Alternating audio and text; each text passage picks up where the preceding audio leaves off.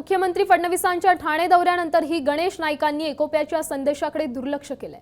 ठाणे जिल्ह्यात भाजपच एक नंबर राहील, कल्याण डोंबिवलीत भाजपचा महापौर बसेल असा दावा गणेश नाईकांनी केलाय। तर ठाण्यात शिंदेंच्या शिवसेनेचाच भगवा फडकणार असं मंत्री संजय शिरसाट यांनी म्हटलंय।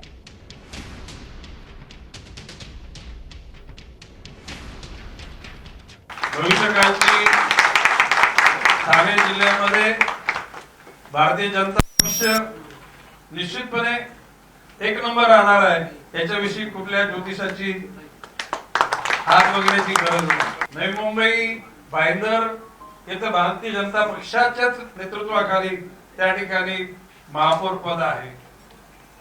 कल्याण डोंबिवलीमध्ये सुद्धा यावेळेला भारतीय जनता पक्षच त्या ठिकाणी नेतृत्वावर आहे। प्रत्येक जिल्ह्यामध्ये काही ना काही एकमेकाचे राजकीय थोडंसं मतभेद असतात आणि ते काही नाकारता येत नाही, म्हणून त्यांनी केलेलं ते वक्तव्य आणि त्याची दखल शिंदे साहेबांनी घेतलेली आहे। ठाण्यामध्ये शिवसेनेचाच भगवा फडकणार आणि ते महायुतीचा म्हणून फडकणार।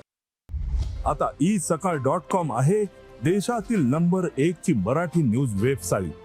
प्रत्येक अपडेटसाठी isakal.com ला नक्की भेट द्या।